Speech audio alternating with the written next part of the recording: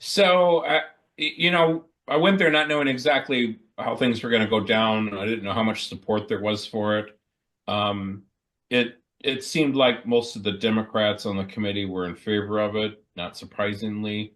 But it also seemed like a couple of Republicans were also in favor of it, um, to some extent or another. Um, Representative McDonald seemed like he was completely in favor of it, but also said he wasn't really worried about guns. He was more concerned about, he didn't actually say it, but his discussion was he was concerned about bombs. And and then Representative Saines seemed like he was more or less in favor of it, but also wanted to both expand it and contract it at the same time. He wanted it to be applicable to more properties besides just the Georgia World Congress Center, but he didn't want customers making those decisions. He wanted the State Department of Homeland Security making those decisions. Um, I'm I'm not sure any of that's a great idea, but that was where he was coming from. So one of the questions I had watching the video, I wasn't on site, but everybody talked about Centennial Park, Centennial Park, Centennial Park, but doesn't the Georgia World Congress Center cover more property than just the park? Well, yeah, a strict reading of the bill, it covers all Georgia World Congress Center Authority properties, but it also applies to properties that they put a fence around. I think their current policy and practice is they think they're a government building, and like the Congress Center itself is a government building. And so if they have a customer that wants to have an event there and keep guns out, they accommodate it by letting them put up, security screening as though they are a government building. I don't know if they are or not. I'm not convinced. Maybe they are, though. I don't really know, because of the vagaries of the definition of what it means to be a government building. So anyway, long answer to, they already do what they want for the buildings. So this really is only incrementally going to apply to outdoor spaces. And while I suppose that might in theory include like some sidewalks or something in front of their buildings, the real biggie here is the Centennial Olympic Park. I You mean, said that's a they 22 own, acre park. they own 220 acres outside that they control it. I don't know who owns it, but they control up to 220 acres. And there's only 20 or 22 acres in Centennial Park. So we're talking about a small portion of what they actually control. Yeah, that's true. I mean, a lot of what they control is parking lots. Right. Um, and the bill explicitly excludes parking lots. Um, yeah, I mean, even though the bill as it's worded would cover all their property, as a practical matter, it probably only makes a difference for Centennial Olympic Park. There's some posts going around social media saying that they control like the Savannah Conference Center and That's true. Mercedes. Um, so does this bill apply to that too, or just the park? Well, not on its face, it applies to all that property, but again, like Mercedes-Benz Stadium, I mean, they're like the Atlanta Falcons general counsel. I've talked to him about it, and their position is that the stadium is a public or is a government building. Again, I don't know if it is or not. I'm not convinced, but they act like it is. And it just no one calls them out on it. And they want it to be. Yeah, I mean they have security screening, and they don't let guns in at Falcons games or Atlanta United games. We haven't had a lot of groundswell from members that are uh, are up in arms about it, so to speak. So we haven't really challenged it. It might be ripe for a challenge someday, though. If anybody ever likes the Falcons. Yeah, the kind of person who would have to be a plaintiff would be, like somebody who had season tickets to the Falcons, if if there are any people out there like that. But like I said, it might be ripe for a challenge someday, but as it is, that's what they do, and nobody's doing anything about it. Yeah. I I just found thought, it interesting. Go ahead, Jerry. I was going to say, I just thought it was kind of interesting that when Representative Sane was wanting to add on to the bill, uh, Rick said basically just table it and forget about it for the time being, at least.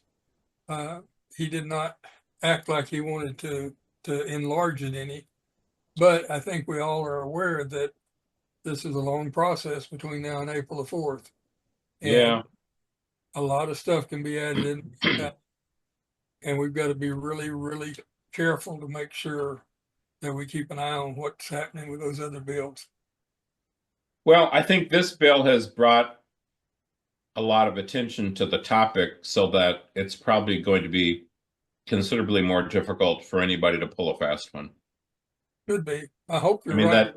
that the window for them to do it might have closed on them by now. I certainly hope so. Yeah, me too. So what does tabled mean? I know we have a 2-year session, so we didn't kill it and it didn't go forward. So what is that kind of limbo where we are now? So that's what it is limbo. I mean, the the bill is in the committee, and the committee voted not to take any action on it. So it sits in committee. If nobody does anything affirmatively, it'll still be in committee on sine die next year. But it could be taken off the table at any time at the will of the committee, and more action taken. To me, what's likely to happen is there will be some negotiations or conversations about the bill with Rick and others, and they might agree on a new version of it, at which point the committee would vote to take it off the table and either recommend pass or don't pass. Yeah, basically it's just in a holding pattern. It's over in the file cabinet, but it's on the top drawer. So if you want it, they can pull it out right quick. If not, it can just sit there. Yeah. What are the chances? I found it interesting that Rick had mentioned that the CEO of the World Congress Center had tried several times to have this added to other things. With kind of where we are with this bill, any feelings on what his success in that will be? Well, I mean, they did get it attached to something last year. I don't recall what the bill number was, and it died. But I mean, that's what I was saying is I think there probably was a time when they had a decent chance of making that happen, but that window might have closed on them. That now that they've really brought a lot of attention to it. I mean, the Channel 11 was there at the hearing. They were supposed to. I gave them an interview. They were supposed to run a story on it tonight at 5. I don't know if they did or not, but things like that call attention to it. I wouldn't be surprised if you see some editorials on it, like in the HAC and things like that.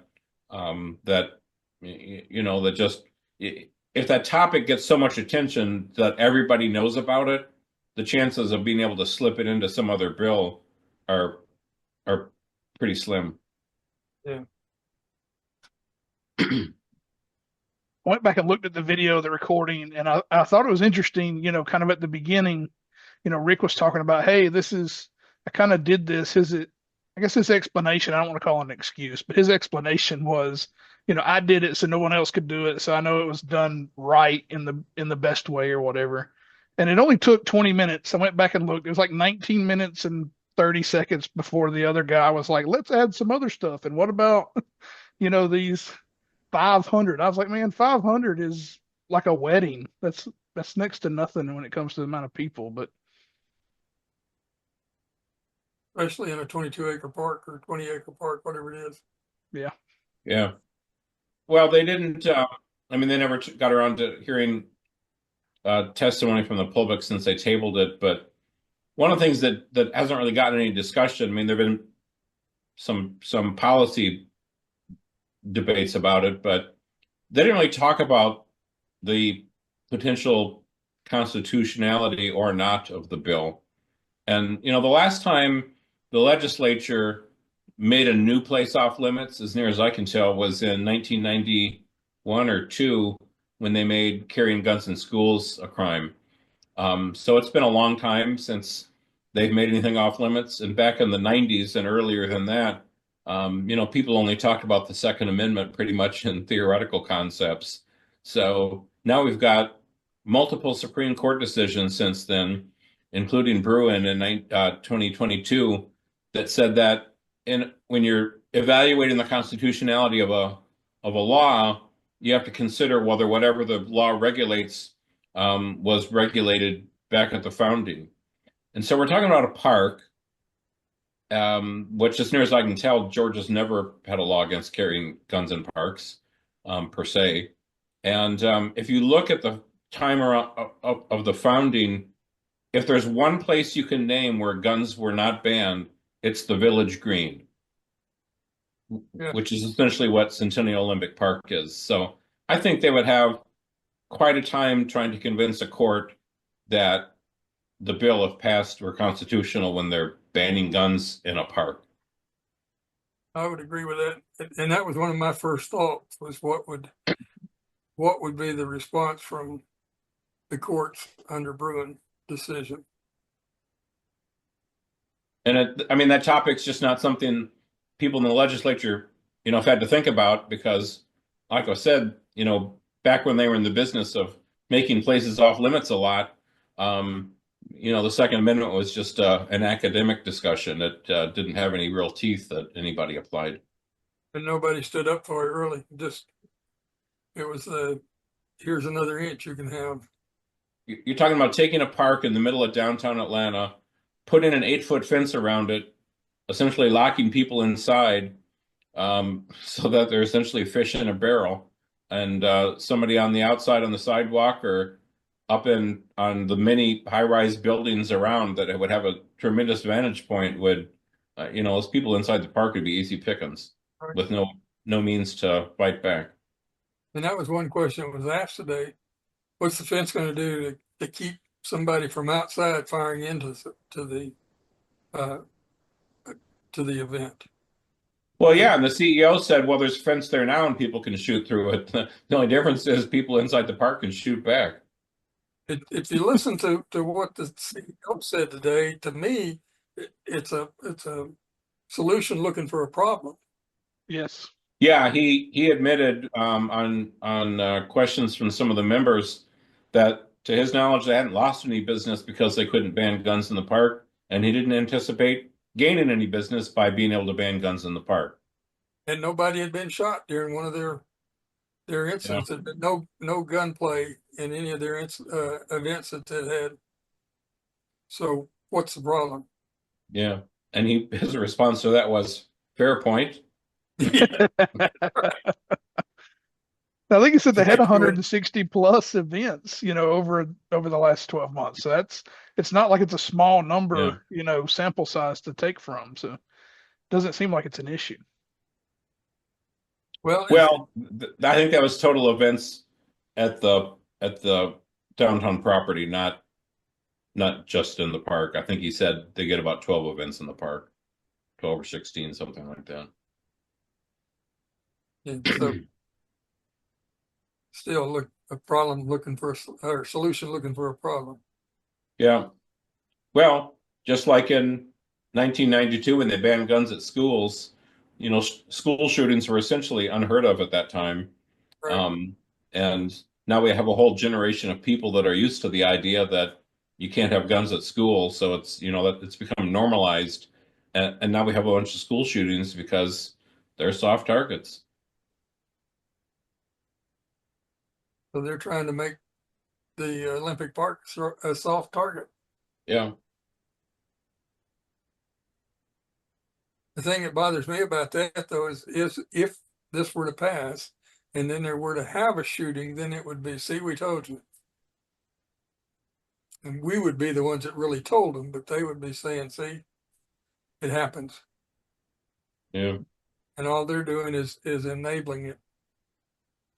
I don't know if I guess it wasn't talked about during the hearing.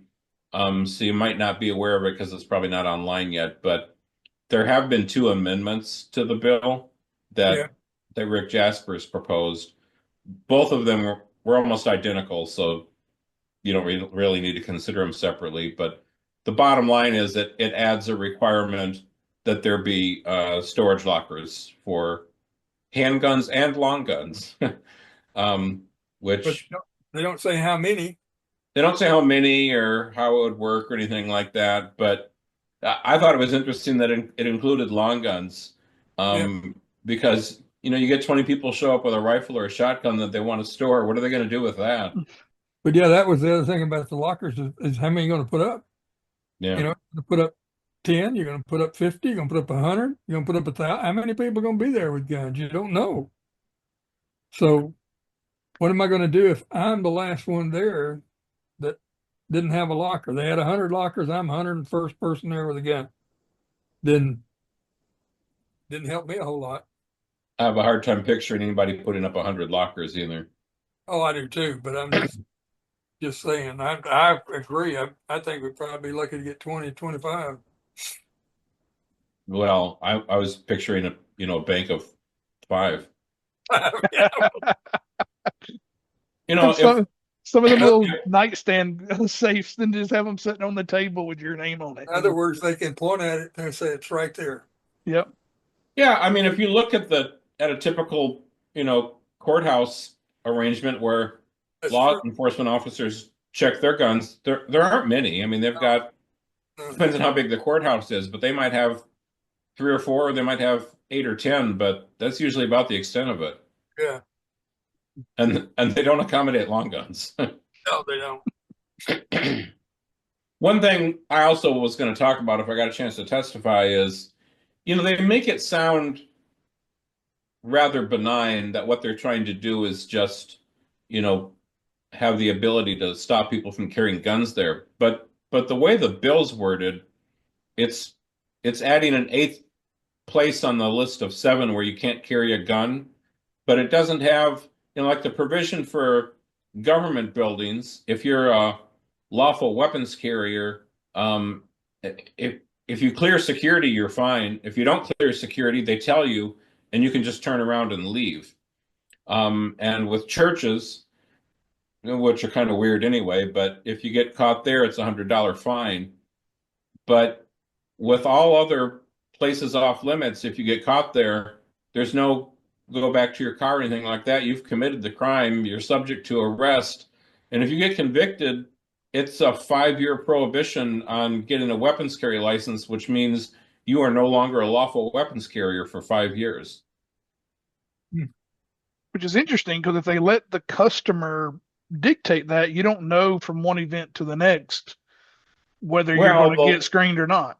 no, you don't. The bill's got, a signage requirement, which, I hate those anyway, but it would be kind of weird that if there were an event inside the Georgia World Congress Center building itself where you tried to take a gun in and they stopped you, you wouldn't have committed a crime, assuming you're a lawful weapons carrier, because you can just turn around and leave. But if you're outside the building in the park and you try to go in with a gun and they catch you, you've committed the crime. Yeah. There's no go back. It's done.